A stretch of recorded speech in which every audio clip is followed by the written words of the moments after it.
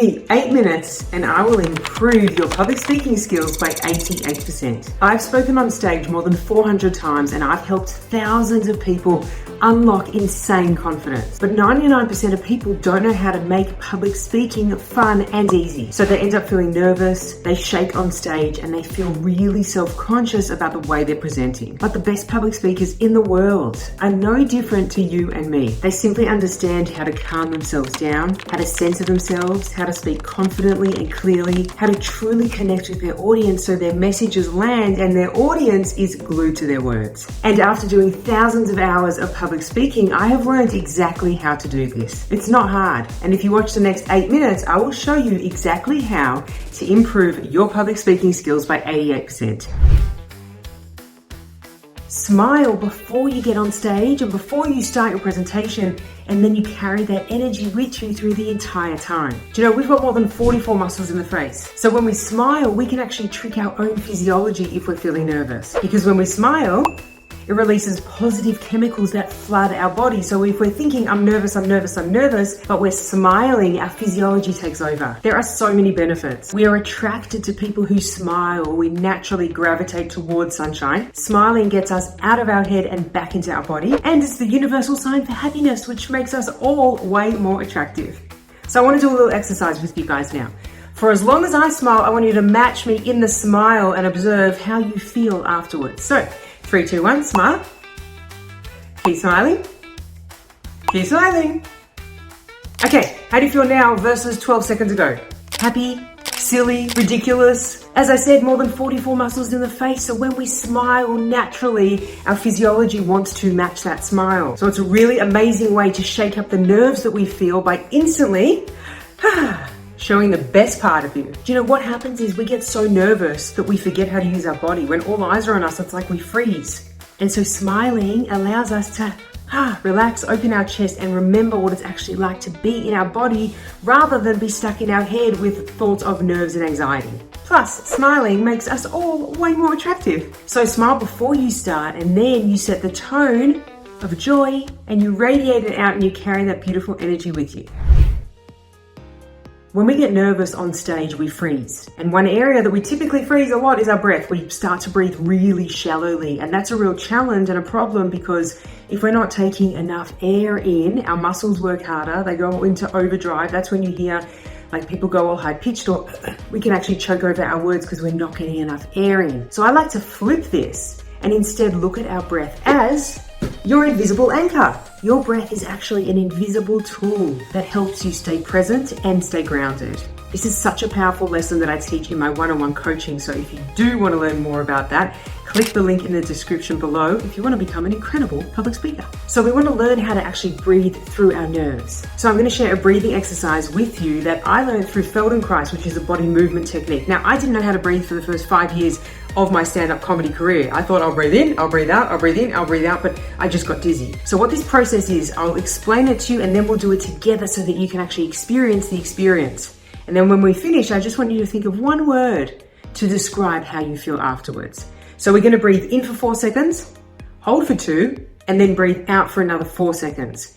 There are so many benefits to this. Number one is if we're focused on our breathing and counting through that, we can't also be swept up in worrisome and anxious thoughts. We can't be in 2 places at once. And possibly even more importantly than that, if we're counting through our breath, it gives us a sense of control over our physiology. And the reason why we get a disconnect or a mind blank is because sometimes our physiology takes over and then it's really hard to actually come back. So the breathing allows us to manage our nerves when they're down here instead of them coming over and like getting out of control. So I'm going to count you through it. Breathe in, 2, 3, 4, hold 2, breathe out, 2, 3, 4. Breathe in, 2, 3, 4, hold 2, out 2, 3, 4. Breathe in, 2, 3, 4, hold 2, out 2, 3, 4. How do you feel? One word: calm, relaxed, centered. The best part is this is an invisible tool because no one can see how you're breathing. No one's ever going to go, hang on a second, are you doing the 4-2-4 method? So the moment we feel nerves, do the breathing technique so that, as I said, you manage your nerves when they're down here instead of them feeling out of control. And nerves kick in for all of us at different times. It might be a month before, it might be a week before, it might be a day before, it might be an hour before. So as soon as you feel the butterflies or sweaty palms or however it shows up for you, start doing 4-2-4, 4-2-4, 4-2-4, because then your brain is telling your body, I've got this, we're in control. And I like 4-2-4, but of course we've all got different size diaphragms. So you might want to try 4-3-4 or 5-2-5 and find a flow that works for you. And practice daily. Do it a couple of times a day because then you'll actually integrate it into your system and you'll have it on hand so that when you do really need it, it's going to be really easy.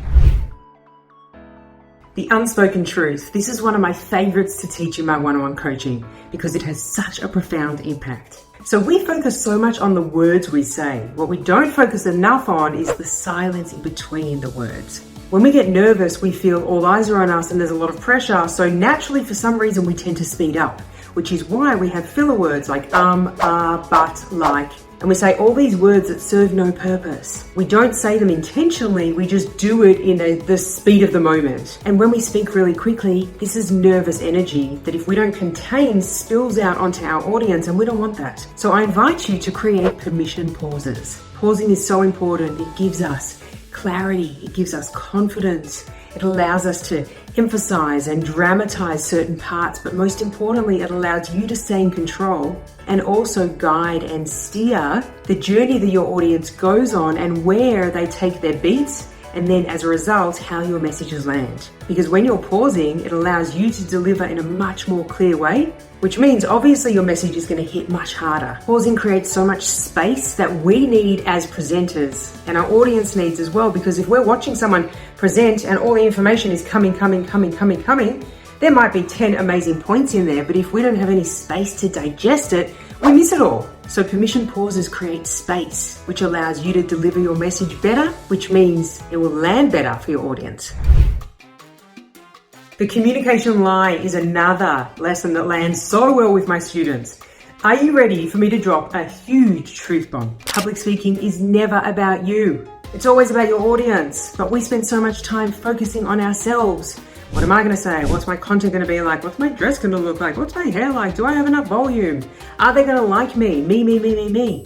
Our focus is on completely the wrong spot. So naturally, if we're just focused on ourselves, of course we're going to feel pressure and judgment and all of these fears. So we need to flip the orientation completely and focus entirely, put the spotlight on our incredible audience. Because when you're public speaking, you're sharing a message that is all about them. How is it going to impact them? How is it going to change their lives? How is it going to help them?